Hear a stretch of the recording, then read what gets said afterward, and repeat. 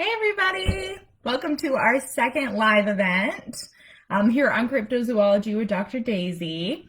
So feel free to comment during the live feed and drop your comments below. I'll answer them as we talk today. Thanks for coming to the live event.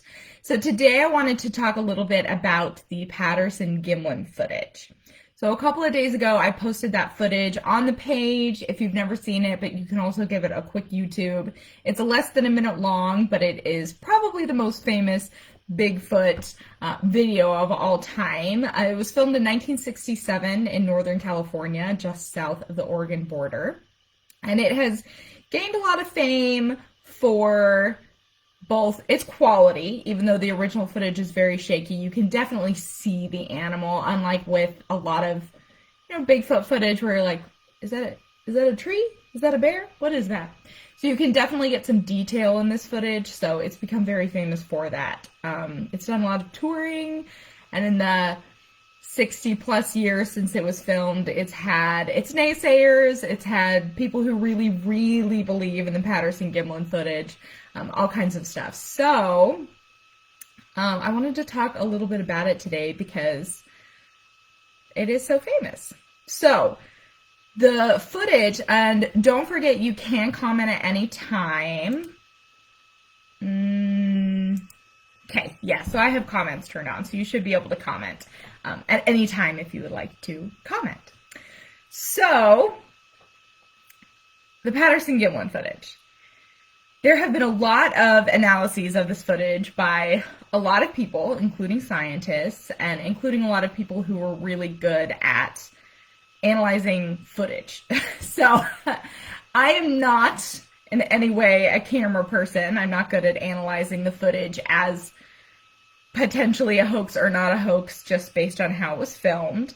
So I'm going to come at this from kind of an anthropological perspective rather than just, is this potentially real footage or not? Because I think at this point in time, since it is so old, filmed in 1967, that it's probably not going to be possible to take the original footage and prove whether it's real or not. So what we have to deal with is the actual content of the footage. So, and again, it's posted on my page if you've never watched the footage, but this is a very famous video of, it's very shaky, and then there's a Bigfoot kind of walking from left to right on the camera, and it turns over its shoulder, and its arms are swinging. Everyone's seen the Patterson-Gimlin in some form or another in your life. So I always have trouble with this footage. The one thing that we can't deny is that this is depicting, and for now, I'm going to set aside whether we think this is a possible hoax, and I'm just going to look at the animal in the footage. So what we have is a hairy, upright ape with a striding bipedal gait. So let's just start with that and say, could this animal exist? Obviously, it can, because humans exist, and we're an upright ape with a striding bipedal gait. Striding bipedalism, if you don't know, is the form of locomotion that humans use, where you walk on 2 feet and you're fully upright. But it's also extremely unique to humans. We're actually the only animal on the planet that does striding bipedalism. So clearly it's not a widespread adaptation. And this animal in the Patterson-Gimlin footage clearly has a striding bipedal gait. So let's just talk about that. Let's talk about the idea that there is an animal in Northern California with a striding bipedal gait. Let's start our story, and I promise this won't be too long. But let's start 5 to 7 million years ago in Africa. 5 to 7 million years ago in Africa, there lived an animal that was the common ancestor of humans and chimpanzees. So this is the last common ancestor. It was a species of animal that was not a human and not a chimpanzee, and not terribly like either of them. But after this animal, the two lineages diverge. So this is what a last common ancestor is. So this last common ancestor, we think, lived about 5 to 7 million years ago, somewhere in Africa, probably East Africa. And we think that it lived in forests, like most primates did. Most primates evolved in forests. And it was probably a quadruped, meaning that it walked on 4 legs just like a dog or a cat. We definitely are pretty confident that that last common ancestor was a quadruped. And this will become important to the Patterson-Gimlin film footage, I promise. So this quadruped, some of them stayed in the forest, some of them went out onto the savannas. So the ones that stayed in the forest became adapted even more so for forest living, and they became chimpanzees, essentially. So chimpanzees have been evolving from this last common ancestor for the last 5 to 7 million years, and chimpanzees are perfectly adapted to their forest environment. They're very adapted to use the three-dimensional habitat that they live in, to use the canopy layer, the understory layer, the ground layer, and they developed their own very special form of locomotion called knuckle walking. Knuckle walking was independently also evolved in gorillas, but it's slightly different in chimps and gorillas. So this quadrupedal ancestor, the ones that stayed in the forest, developed knuckle walking and became chimpanzees and developed a whole suite of adaptations for living in the forest. Some of them went out of the forest onto the savannas of Africa, and this is where humans evolved. So we took this quadrupedal ancestor, put it out on the open savannas of Africa, because a savanna is something that has a discontinuous woody layer. So it doesn't have a continuous canopy. It has a lot of wide open spaces. It could be grassland, it could be forest mosaic habitat, but it's a fairly open landscape. That's what we kind of define a savanna as. So this quadrupedal ancestor moves on to the savannas of Africa and ends up evolving striding bipedalism, our form of locomotion. Now, I can't tell you why, because we don't know. It's the ultimate question in anthropology. Why did striding bipedalism evolve? It's anybody's guess. But it was some strong evolutionary pressure that was taking place on savannas, not in forests. So whatever it was, some people think that we needed to look over tall grass. Some people think that we needed to be able to carry things. A lot of people think that it was for thermoregulation. So by being upright, only the top of our head is really exposed to the sun, and we don't overheat as easily. Whatever it was, it must have been a very strong evolutionary pressure, because we modified our whole body to striding bipedalism, and not in fun ways. Our birth canal is smaller than a baby's head because of the way our pelvis had to smoosh and change shape to be a bowl in order to get this very particular gait that we have. So our babies have to be born at an earlier stage of development when their head will still fit through the birth canal. Because if our babies were any more developed, they couldn't be born anymore. Their head couldn't fit through the birth canal. And they barely fit now, as anyone who's ever tried to give birth could probably attest to. And they have to twist twice to get out of there. Human birth is really crazy. It's not like that in other primates or other animals. So our babies are born really, really useless. They can't even hold their own heads up, which is not the case in other apes and other primates. Babies are able to sit up, cling on to mom, nurse all on their own as soon as they're born, which human babies can't. So we're on the savannas adapting to living in complex social groups, whatever evolutionary pressures are happening on the savannas. We modify our whole body, we sacrifice all kinds of things so that we can be striding bipeds. So that's a strong evolutionary pressure, and it's happened once. It's only happened once on the savannas of Africa. East Africa, South Africa. There's an argument there. Feel free to look into it, but it's a savanna either way, whether it's east or south. So that's only happened once in the hominin lineage, which is everything that is upright like us. And then, of course, there were many different hominins that kind of came out of that tree that all had the striding bipedalism. They've all gone extinct except us. But the actual evolution of our gait has only ever happened once in the history of evolution. So let's go back to the Patterson-Gimlin footage, which shows a striding biped in a dense forest in Northern California. This is where I have a problem, because a striding biped wouldn't evolve in a dense forest in Northern California. It just wouldn't. It would be more like a chimpanzee. It would have knuckle walking or be quadrupedal, or it could have the same kind of locomotion as an orangutan or a gibbon or a siamang. Because striding bipedalism is not great in a forest, as anyone who's tried to hike through a very dense forest can tell you. we're not really adapted for that. And you have to sacrifice so much to be a striding biped that it wouldn't make sense in any other environment except for the one that it did originally evolve in.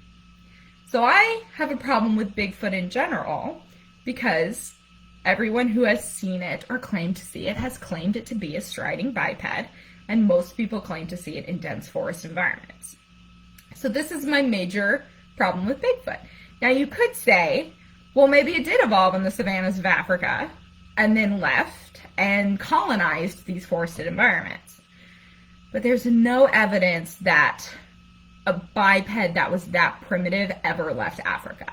We really have no evidence of bipeds leaving Africa until they were fairly modern looking, until about Homo erectus. And if you saw a Homo erectus on the street, you'd be like, that guy looks a little funny, but you would essentially recognize it as being human. It certainly wouldn't be this very ape-like thing that we see in the Patterson-Gimlin footage that could almost be a gorilla, except that it's standing upright. That would be a very primitive biped.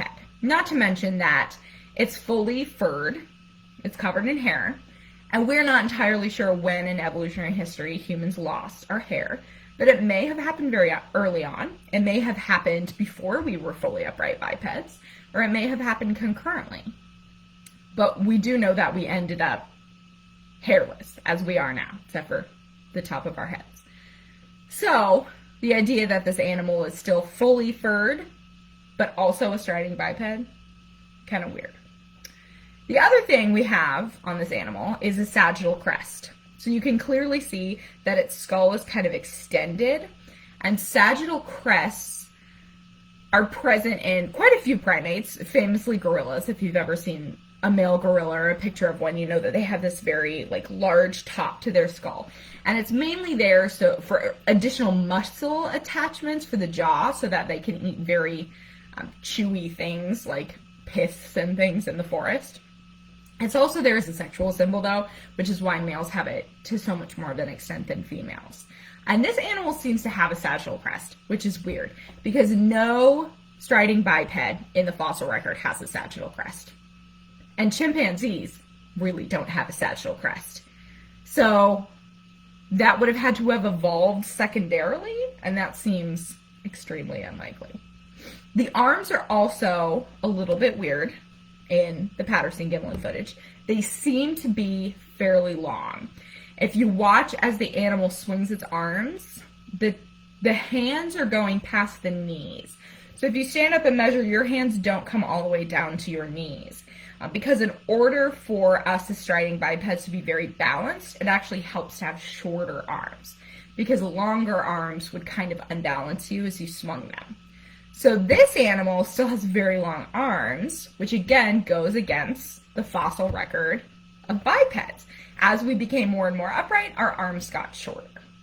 So we're looking at an animal that ends up with the same locomotor pattern as us, but also develops secondary characteristics and fails to lose some characteristics. And this is where I get lost, because this animal does not seem evolutionarily possible to me. In the environment that it's in, it doesn't seem as if it would have evolved in that environment. And even if it did, it doesn't seem to fit the evolutionary pattern of an upright hominid. So this is why I believe that Bigfoot in general is probably not what people claim it is, which is an upright, undiscovered species of ape. Now, I'm not saying that Bigfoot sightings should be dismissed, because I think that there's still a possibility that Bigfoot could be an undiscovered creature. I just do not think it is an ape. The other issue that we have with Bigfoot is that there's a Bigfoot legend everywhere. There's the Yowie in Australia, there's the Garen in Southeast Asia, Sasquatch up in Canada. Almost every country and continent has their own Bigfoot legend. And there's probably not an undiscovered species of bipedal ape on every continent. There's probably one in Africa, if that, and that's it. And oddly enough, Africa is pretty much the only place where you don't really have a Bigfoot legend. You have lots of other cryptids, but not really Bigfoot, because they recognize large apes in their forests all the time. So this makes me suspect that Bigfoot is kind of an archetype. So the thing in the forest that's human-like, but not quite human-like, that crosses the boundary between human and animal, that's just kind of an inherent fear in humans. And so I think that every culture sort of develops this legend around this kind of archetypal fear that we all hold in our heads.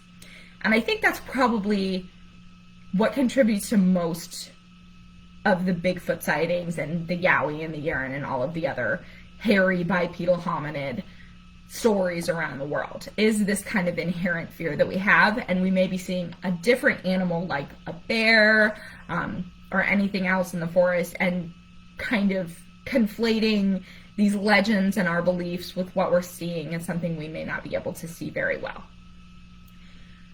I believe that for most of our hairy hominid stories, the Yeti, I think, is a little bit different. I do think the Yeti legends in the Himalayas are a little bit different, and I do think that the Yeti may be able to be ascribed to an undiscovered animal that may now be extinct. But because there were orangutans in that area up until about 10,000 years ago, I find the idea that there could be an undiscovered species of ape in the Himalayas possible. I actually do think that's possible. Maybe not anymore. It may have gone extinct. But especially the local knowledge of the Yeti is really strong. It's not something that people really think of as a legend, but as a real animal that is there. And those things often turn out to be a real animal. Maybe not an ape. It could be an undiscovered species of bear or something. But I think the Yeti does have a little more oomph to it than the other Bigfoot legends. Especially in North America, I think that it's probably other animals that were kind of misidentified. But to finish up on the Patterson-Gimlin footage, I do not believe that the animal depicted in the Patterson-Gimlin footage is an animal. I do believe it is a person in some kind of suit or something. That does not mean that I think Patterson and Gimlin themselves consciously perpetuated a hoax. They could have been the victims of a hoax themselves, or of a prank, or something like that, or a misunderstanding. The footage is really fascinating because it is so clear. I mean, it's 1967, so it's blurry and it's grainy and it's shaky because Patterson was holding a camera and running. But you can stabilize the footage and get a really good image of this thing. But it is from a bit of a distance, and there's been a lot of analysis of this footage from costume designers and things that have said, if this is a hoax, it is a really, really good one. It is a really well done. And for the most part, I agree, except that the footage is from a bit of a distance. And I think even a cheap costume is convincing from a distance. So I do think that this is some sort of prank or hoax. And there was actually a well-known hoaxer in the area of Bluff Creek around the time. And they were also trying to film a movie about Bigfoot, and they had made that very well publicized, so someone could have been playing a joke on them. I don't know. I don't think that we'll ever have a definite answer about the Patterson-Gimlin footage, because multiple people have come forward saying, oh, I'm the person in that footage, or I'm the person who helped fake that footage, but none of them have been absolutely confirmed to be telling the truth. So I don't think we'll ever have an answer, but from an anthropological perspective, I don't think that an animal like the one depicted could exist. So I have to dismiss it based on that, unless I get something very, very convincing. That would have to be probably more than footage. We've always said we would need a body. We would need bones or fossils or skeletons or something to make North American Bigfoot a little more possible. But I also hope, if there's any Bigfooters out there, or anyone who's ever considered going to look for Bigfoot, do it. Go look for Bigfoot. You should go Bigfooting, you should go Sasquatching, because it gets you into the forest, and it gets you walking around nature, and there's nothing better than that. And you never know what you might find while you're looking for Bigfoot. For those of you who know me, you know I love Expedition, or Destination Truth, Josh Gates's cryptozoology show. And one of my favorite episodes of all time, they were in New Zealand looking for remains of the giant moa. They said maybe they were not extinct. They didn't find the giant moa, but they recorded a call from a bird called a kakapo, which was supposed to be extinct in the area.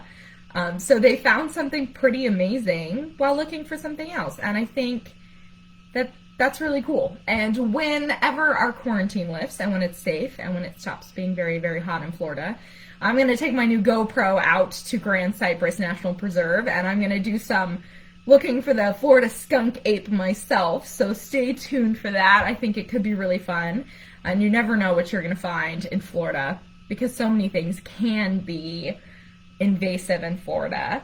And some of the skunk ape photos that I've seen look very much like an orangutan, and with apes and monkeys being legal pets in Florida, which is very unfortunate, the idea that someone may have released a great ape, a known real great ape, into the Everglades of Florida and that it survived, it's not impossible. So I'm still half expecting someone in Florida to turn up a small population of orangutans just living wild in Grand Cypress National Preserve. So I'm going to go look for Bigfoot myself, even though I don't really expect to find him, because it'll be a good time, and because he can get out in nature and get outside. So that concludes my little analysis of the Patterson-Gimlin footage. I just wanted to come at it from a different angle, because there's so much material on the internet if you're interested, analyzing the footage from every different way. But I just think the most important question to ask with cryptids is, could this animal have evolved? And if it couldn't, then we're going to have to lean toward it not being real. So that is my feelings on this footage. If you have other comments, leave them below. Come watch this video later. I'd love to hear them, because it's always good to talk about these kind of things and see what you can learn by doing so. So thanks for coming. Thanks for watching, and have a good day and stay safe out there, everybody. Bye.